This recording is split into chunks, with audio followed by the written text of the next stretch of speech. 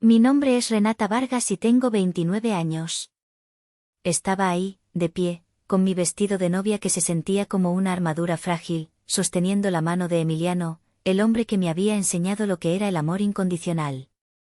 El salón de eventos en Monterrey, decorado con una elegancia sobria que nos representaba, estaba lleno de vida. Risas, conversaciones animadas, el sonido suave de la música de cuerdas. Pero solo del lado derecho. El lado de Emiliano. Su familia, sus amigos, sus colegas, todos estaban ahí, sonriendo, celebrando. Mi lado, el izquierdo, era un desierto. Un vacío doloroso que gritaba más fuerte que cualquier música. Las sillas, adornadas con listones blancos, estaban impecables, intactas. La primera fila, reservada para mis padres, Arturo y Laura, y para mi hermana menor, Jimena, era un hueco que me devoraba el alma. Era la representación física de toda mi vida, un espacio reservado para un amor que nunca llegó a ocuparlo. Emiliano apretó mi mano. Sus ojos, normalmente llenos de calidez, ahora ardían con una furia contenida que era enteramente por mí. No necesitaba decir nada. Él sabía. Había sido testigo de las llamadas ignoradas, de las excusas cada vez más absurdas, de mi optimismo cada vez más frágil en las semanas previas. La ceremonia comenzó. El juez de paz hablaba sobre la unión, el compañerismo, la construcción de una nueva familia. Cada palabra era una ironía cruel. ¿Cómo podía empezar a construir una nueva familia si la que se suponía que era mi cimiento me había abandonado? Intenté concentrarme en Emiliano, en su voz firme al decir sus votos, en la promesa de un futuro donde yo sería suficiente. Cuando llegó mi turno, mi voz tembló.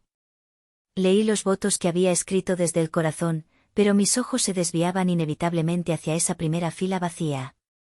Justo cuando el juez nos declaró marido y mujer, y el lado de Emiliano estalló en aplausos, sentí la vibración de mi celular en el pequeño bolsillo oculto de mi vestido.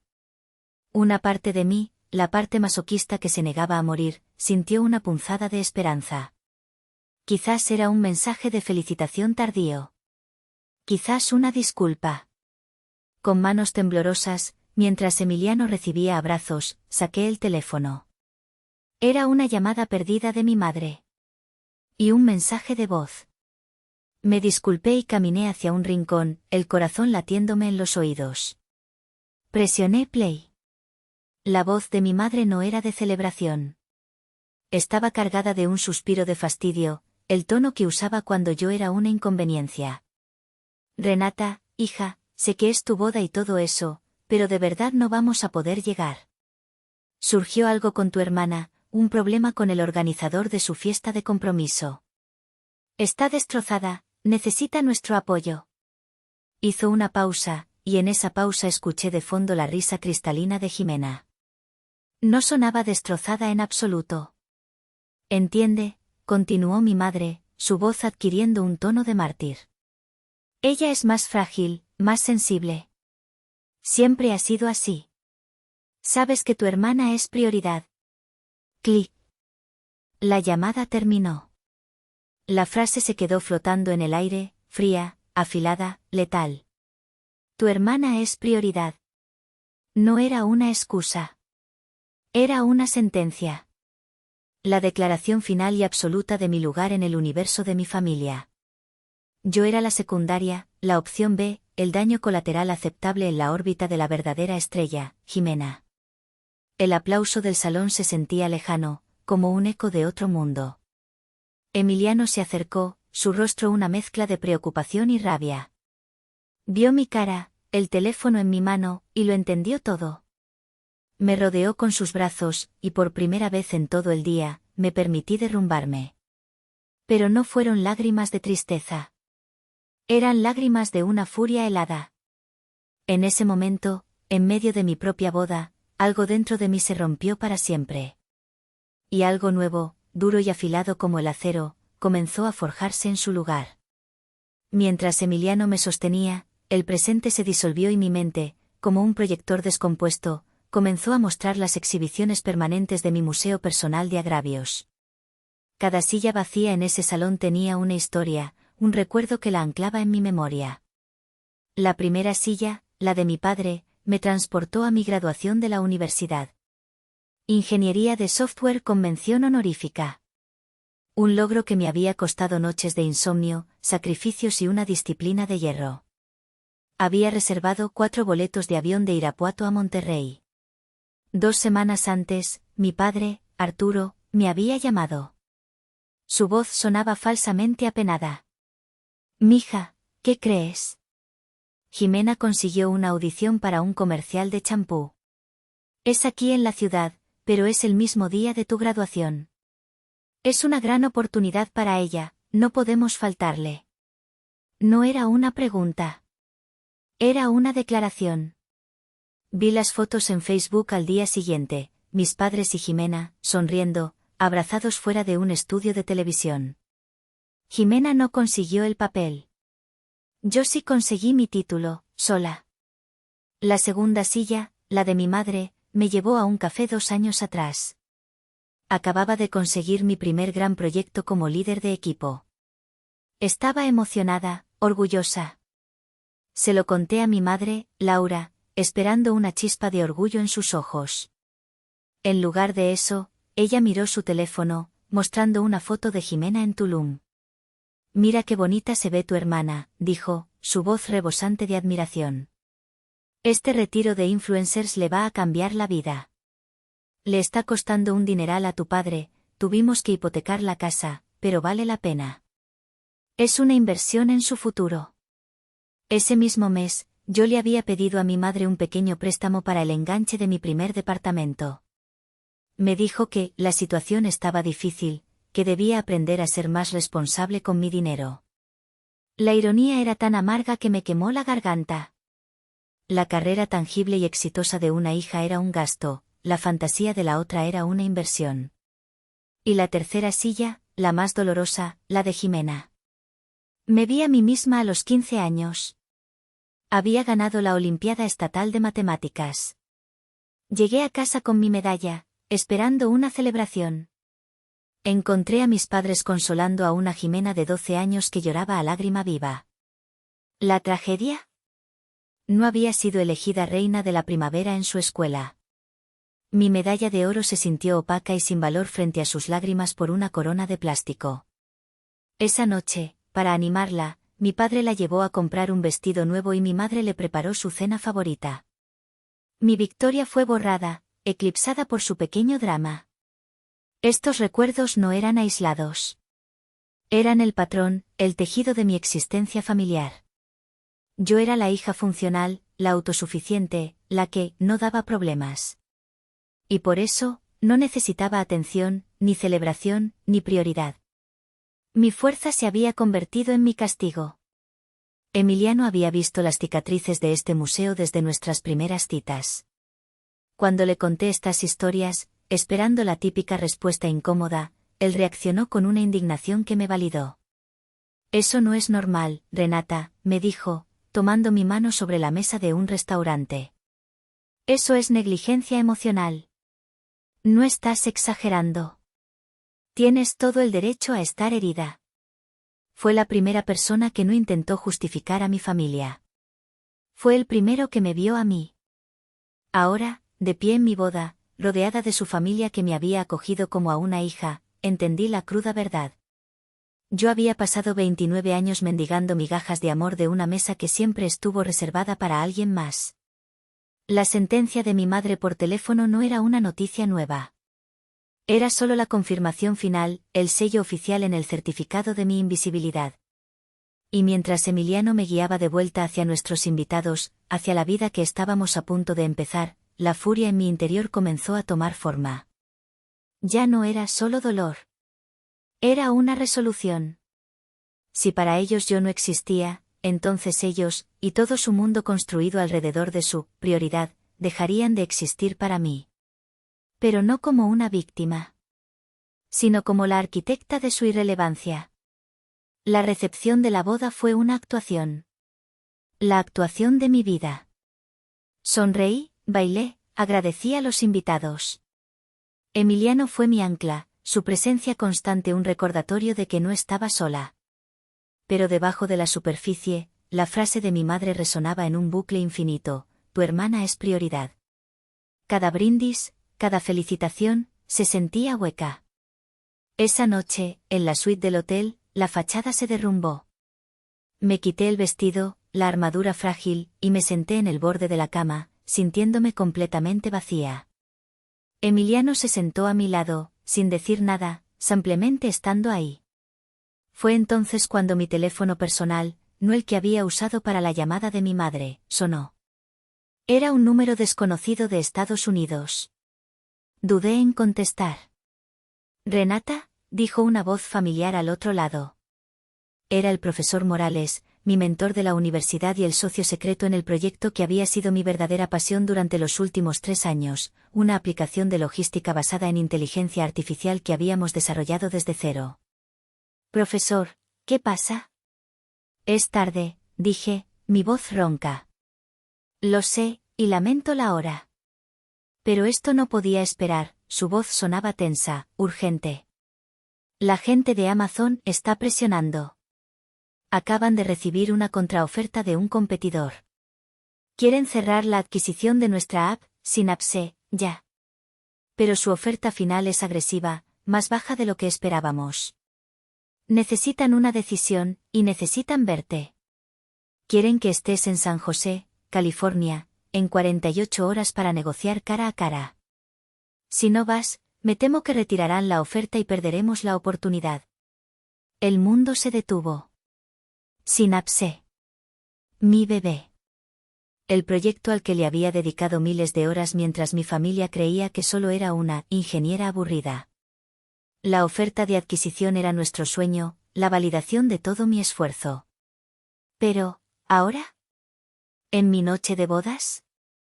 Era una broma cósmica de una crueldad exquisita. Colgué el teléfono y le conté a Emiliano, esperando que me dijera que era una locura, que debíamos irnos de luna de miel a Europa como habíamos planeado. En cambio, él me miró fijamente, sus ojos viendo más allá de mi agotamiento. Vio la chispa de la ingeniera, de la luchadora que se negaba a ser vencida. «Ve», dijo sin dudarlo. «¿Qué? ¿Nuestra luna de miel?» «La luna de miel puede esperar», me interrumpió, su voz firme. «Esto no. Esto es tuyo, Renata. Lo construiste de la nada mientras ellos te ignoraban. No dejes que te quiten esto también. No dejes que la tristeza por lo que ellos hicieron te robe tu futuro». Sus palabras fueron como un electroshock. Tenía razón. La humillación de mi familia me había dejado en cenizas, pero en esas cenizas, esta llamada era una oportunidad. Una bifurcación en el camino. Podía hundirme en el papel de la víctima, o podía levantarme y tomar lo que era mío. En ese instante, la metamorfosis se completó. La Renata que suplicaba por atención murió en esa suite de hotel. En su lugar, nació una mujer diferente. Una mujer que entendió que el único amor que podía garantizar era el propio, y que la mejor forma de respetarse a sí misma era luchar por sus logros. Con una calma que me sorprendió a mí misma, tomé mi laptop. Cancelé los vuelos a París y Roma. Reservé un solo boleto a San José, California. La luna de miel había terminado antes de empezar. Mi verdadera prioridad acababa de revelarse. Y no era mi hermana. Era mi imperio. Los siguientes 6 meses fueron un torbellino. El montaje de mi nueva vida. Las imágenes se suceden en mi mente como un tráiler de película, yo, con el rostro serio y determinado, en una sala de juntas de cristal en el corazón de Silicon Valley. No estaba intimidada por los ejecutivos de traje que intentaban minimizar mi trabajo. La herida de mi boda se había convertido en un escudo. Si mi propia familia podía desecharme, ¿qué me podía hacer un extraño? Luché por cada cláusula, por cada cero en el cheque. La humillación me había vaciado de sentimentalismos. Emiliano fue mi estratega a distancia. Noches de videollamadas, él con sus planos de arquitectura y yo con mis contratos, ambos construyendo. Él me recordaba mi valor cuando las negociaciones se ponían difíciles. «Recuerda por qué estás haciendo esto, amor. No es por el dinero. Es por la justicia. Finalmente, el apretón de manos. El contrato firmado. La cifra final no fue de 15 millones. Fue de 22 millones de dólares. La noticia no salió en los periódicos. Insistí en una cláusula de confidencialidad. Mi éxito sería un arma secreta. Cuando el dinero llegó a mi cuenta, el número era tan grande que parecía irreal. Pero el sentimiento que me invadió no fue de euforia. Fue de un poder frío y absoluto. El poder de reescribir mi propia historia. Una noche, en nuestro nuevo y espectacular departamento en San Pedro Garza García, el municipio más rico de México, Emiliano y yo no abrimos una botella de champaña. Desplegamos una gran pizarra blanca en el salón. Fase 1 completada, dijo Emiliano, destapando un marcador. Ahora, la fase 2, la arquitectura de la venganza. No era una venganza impulsiva, alimentada por el odio. Era un plan calculado, casi quirúrgico. Un proyecto de ingeniería social. Analizamos a mi familia como si fueran un sistema con fallas estructurales. El punto débil de tu padre, Arturo, es su orgullo y su miedo al fracaso, dijo Emiliano, dibujando un círculo. El de tu madre, Laura, es su necesidad de validación social, de aparentar. Y el de Jimena, continué, tomando otro marcador, ... es una mezcla tóxica de envidia, pereza y una credulidad asombrosa. Cree que merece el éxito sin el esfuerzo. El plan tomó forma. No íbamos a esperar a que se destruyeran solos. Íbamos a proporcionarles las herramientas para hacerlo. Íbamos a construirles un camino dorado que llevara directamente a un precipicio. Jimena sigue a todos estos gurús de estilo de vida en Instagram, ¿verdad?, preguntó Emiliano. Los que venden cursos de manifestación y retiros espirituales en Tulum por miles de dólares. Asentí. Es su Biblia. Perfecto, dijo Emiliano, con una sonrisa que nunca antes le había visto. Entonces, no vamos a esperar a que encuentre un estafador. Vamos a crearle uno a su medida. La idea era brillante y perversa. Íbamos a fabricar una oportunidad de inversión tan irresistible, tan perfectamente alineada con las fantasías de Jimena, que sería imposible que no mordiera el anzuelo.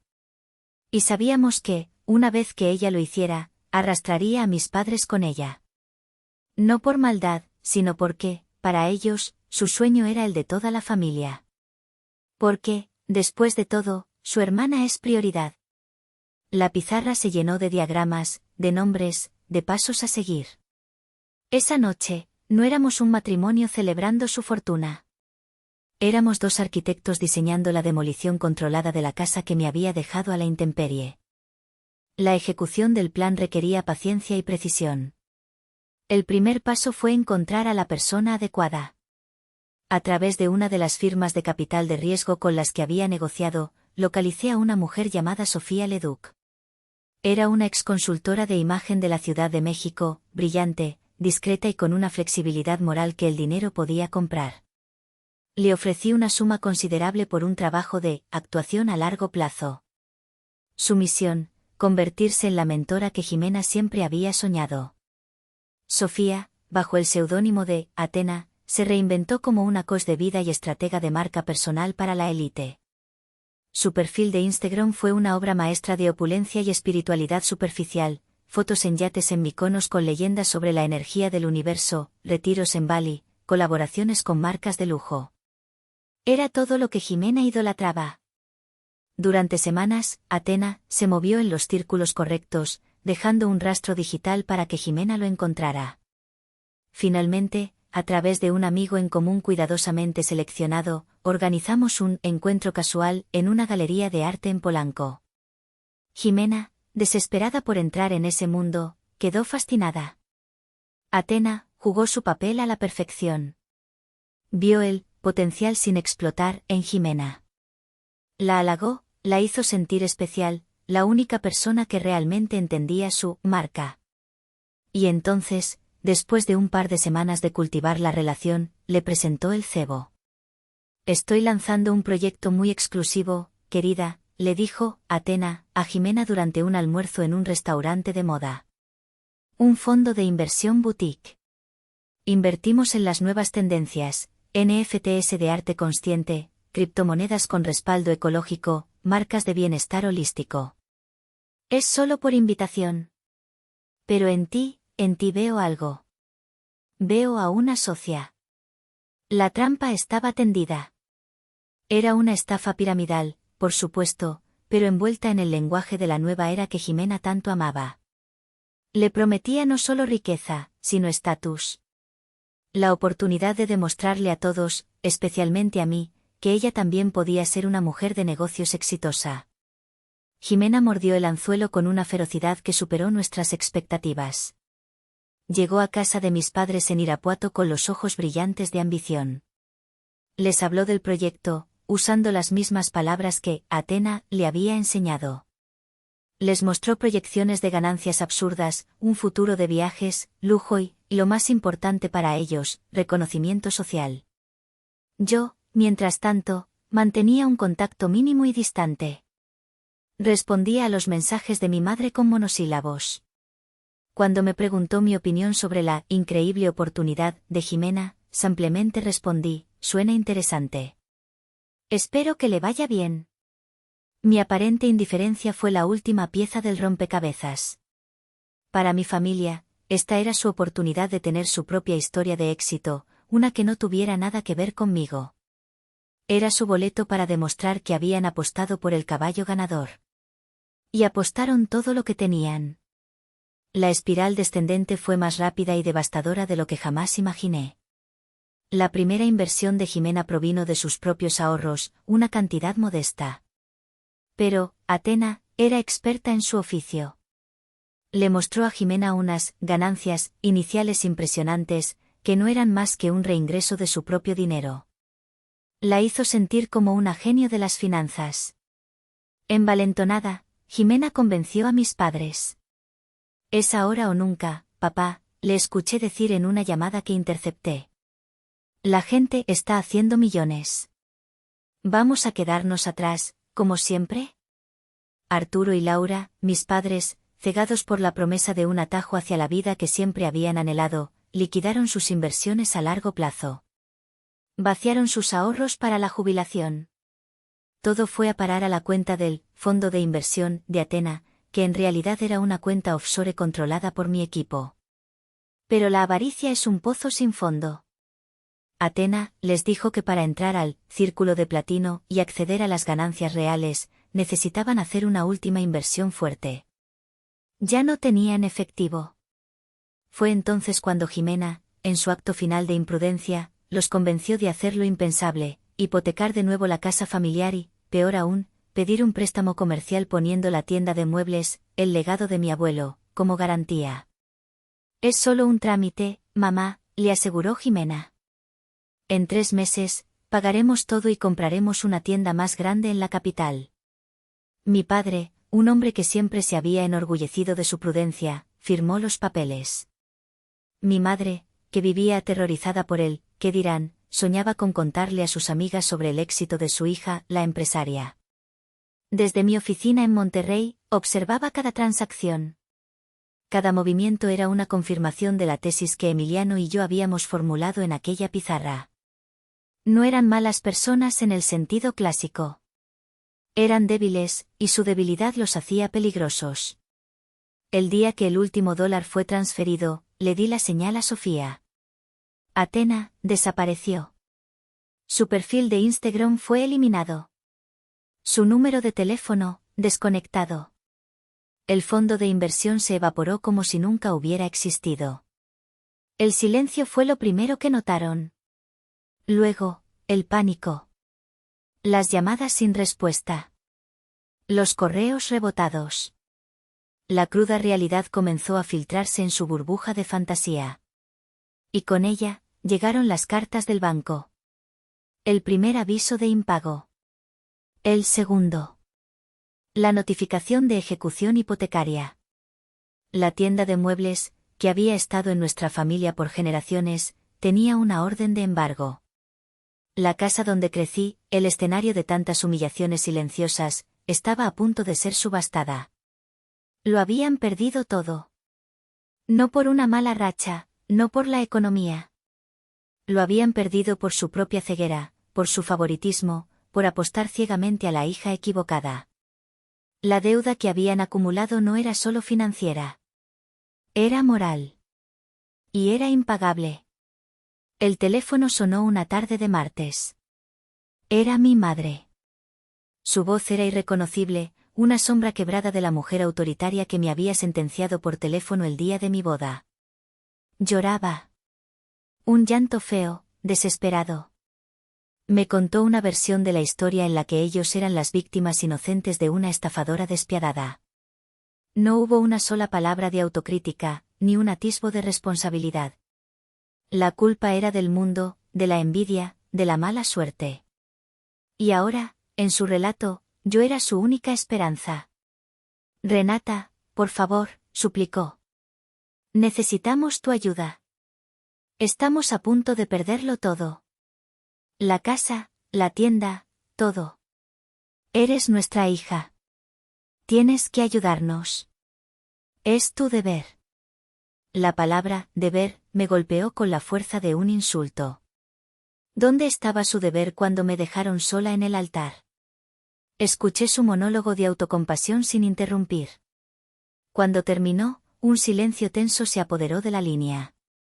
Esperaba que yo dijera que sí, que correría a rescatarlos como la hija funcional que siempre había sido.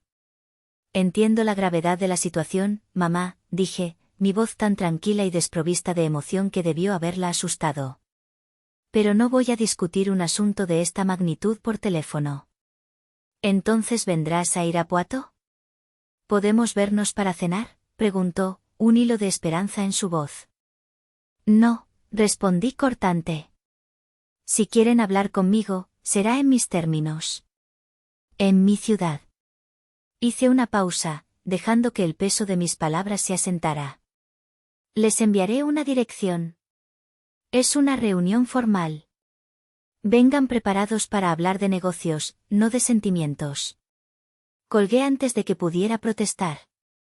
La dirección que les envié no era la de un café o un restaurante. Era la dirección del edificio más alto y prestigioso de Monterrey.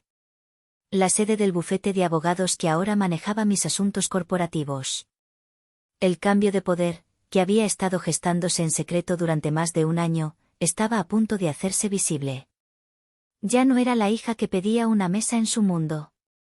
Ahora, ellos eran los convocados a mi torre, a mi reino. Y no iban a venir a pedir un favor.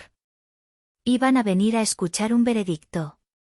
La sala de juntas en el piso 48 tenía una vista panorámica de la ciudad y las montañas. Era un lugar que irradiaba poder. Cuando mis padres y Jimena entraron, parecían pequeños, encogidos, fuera de lugar con sus ropas de Irapuato y sus rostros demacrados por el estrés. Yo estaba sentada a la cabeza de una larga mesa de caoba, con Emiliano a mi derecha y mi abogado, el señor Cárdenas, a mi izquierda. No me levanté a saludarlos. Simplemente les indiqué con un gesto que se sentaran. Repitieron la misma historia que mi madre me había contado por teléfono, adornada con más lágrimas y suspiros. Jimena permanecía en silencio, con la mirada perdida, la arrogancia de la influencer completamente desvanecida. Cuando terminaron, el señor Cárdenas carraspeó. Mi clienta, la señorita Vargas, entiende su precaria situación, dijo con una formalidad glacial. Y está dispuesta a ofrecerles una solución. Un destello de alivio cruzó sus rostros. Creyeron que habían ganado. Sin embargo, continuó el abogado, esta solución no es un regalo. Es un contrato de reestructuración. Deslizó una carpeta a través de la mesa. Mi padre la abrió con manos temblorosas. Sus ojos se movían rápidamente sobre las cláusulas. Vi cómo su rostro pasaba del alivio a la confusión, y de la confusión a la incredulidad y la furia. ¿Qué es esto?, espetó, golpeando la mesa. Esto es un insulto. Tomé la palabra por primera vez, mi voz tranquila pero cortante como un bisturí. Es una oferta de rescate. La única que recibirán. Les expliqué los términos, mirándolos a los ojos uno por uno.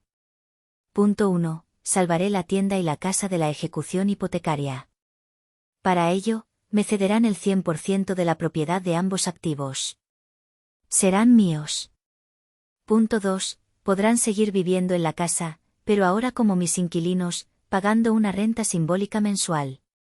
Punto 3. Jimena, me giré hacia ella, que se encogió en su silla, deberá conseguir un trabajo real, de 8 horas diarias.